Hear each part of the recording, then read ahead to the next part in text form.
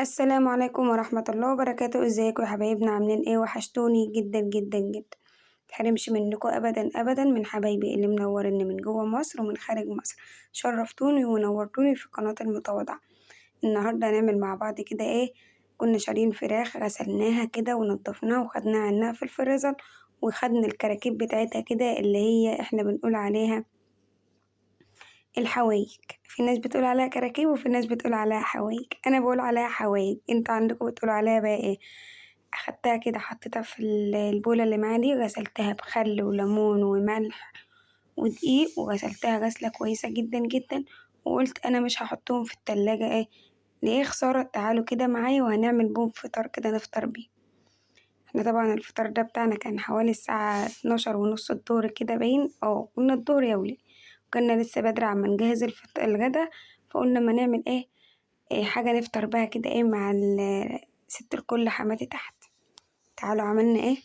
جبنا البهارات، تشكيلة البهارات بتاعتنا دي كلها: سمان وسبع بهارات وبهارات فراخ وملح وشطة وكمون. كل اللي موجود ده حطيناه كده ونزلنا بيه.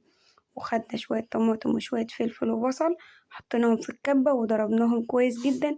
ونزلنا بكل ده على الفراخ كده، قلبناه تقليبة كويسة جدا. وحطينا كمان شوية زيت. وتعالوا هنفضي ده كده في الصينية وهنحطه في فرن البوتاجاز. شقلبناه كده ببعض شقلباظات كده ايه حلو، شقلطيه وهيصيه كده. ده ايه؟ ده رجلين وكبد وقوانص والأجنحة والرقبة. حطينا كل ده عشان الولاد عندي بيحبوا الحاجات ديت كده في الفرن، فحطيناها كده وعملنا. شايفين بقى هنا؟ ما شاء الله ما شاء الله، صينية في الفرن كده ايه تفتح النفس. احنا كنا صاحيين من بدري وما كانش لنا نفس اللي احنا ناكل، فعملنا دي. وطبعا ست الكل لقيتها عاملة الشاي وعاملة لنا بطاطس مهروسة، وبعتت جابت الطعمية ومظبطلنا الفطار أحلى تظبيط تحت معاه. كده الحاجات بعد ما خلاص شلناها من الفرن، نحطها بقى على السفرة اللي هناكل عليها برا. تعال نشوف بقى حماتي كانت مجهزة ايه. مقطعة خيار ومجهزة معانا المخلل، ومجهزة الطعمية، وعملت لنا شوية بطاطس مهروسين كده وطماطم كده، ورش عليها دقة والجبنة بتاعتنا والعيش. وده فطرنا النهاردة. فطرنا يا حلوين، خلصنا. يلا بينا بقى نشوف هنعمل غدا ايه مع بعض. ايه رأيكم بقى في الفطار بتاعنا ده؟ تعالوا بقى هنا. بقى غسلت الرز ومصفياه من المية. ومين الحلوين اللي فاكرين طريقة تحمير الشعرية؟ اللي فاكر طريقة تحمير الشعرية يكتبلي. واللي لسه معرفش ان انا محمرة الشعرية دي ازاي، خش على الفيديوهات بتاعة شوشو وانتوا هتعرفوا انا محمراها ازاي. همسك بقى الرز، انا غسلته كويس جدا زي ما انا قلت، وجبت الشعرية كده اقلبها فيها. وكده تمام. اجيب بقى المية بتاعتي واحط العقد بتاع الرز بالملح واحطه كده على البوتاجاز. ولا بحمر شعرية ولا بعمل اي حاجة، بقلب كده في بعضه. وبنزل بالعقد بتاع المية والملح واحط الزيت بتاعي. كده بقى حطيت المية بتاعتي كده تمام. وهجيب كمان شوية مية عشان أعرف عيار المية اللي أنا عايزاه، هل الرز بتاعي بيتقبل مية ولا ما بيتقبلش. أنا بقلبه تاني كويس كده عشان أحط ايديا أعرف كمية المية اللي أنا حطها دي مظبوطة ولا ايه. أحط كمان شوية مية صغيرين. كده تمام التمام يا ست الكل. أجيب بقى معايا الملح بتاعي وأحطه كده. وفين الزيت بتاعك يا شوشو؟ هاتي زيتك يا شوشو كده بقى وتعالي. ايه رأيكم يا ولاد في الشعرية كده لما بتتحمر؟ بتريح ولا ايه؟ تريح جدا.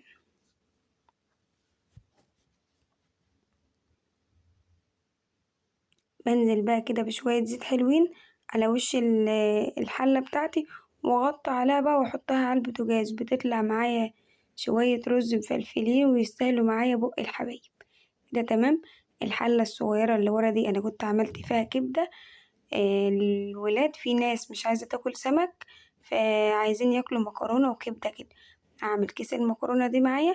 وعملت كمان معايا نص كيلو من الكبدة، بس أنا صورت المقطع.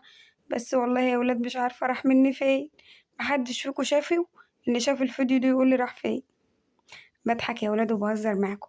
طبعا أنا عملت الدقة بتاع السمك اللي هي ايه، اللي هي بهارات، كمون، وبحط ليمون وفلفل وملح وطماطم، وبمسك ده كله اضربه في الخلاط واحطه كده في جنب واحط شوية مية، وكده دقة السمك جاهزة معايا. ايه رأيكم في السمك ده بقى؟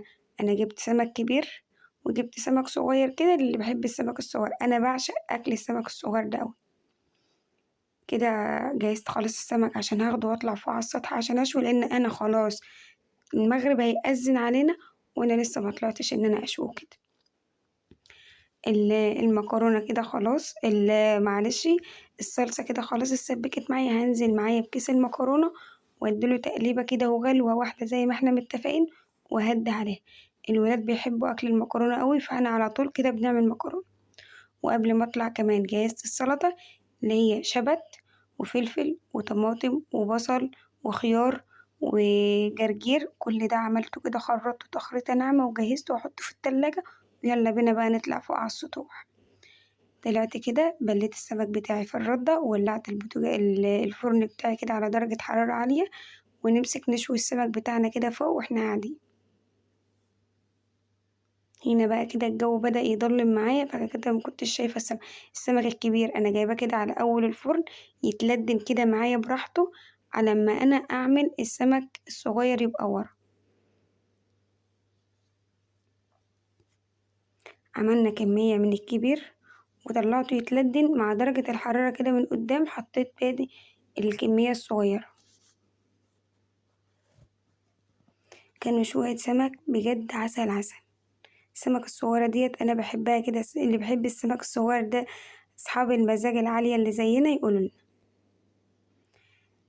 كده بقى هكمل كل الكمية وهنزل بقى تحت.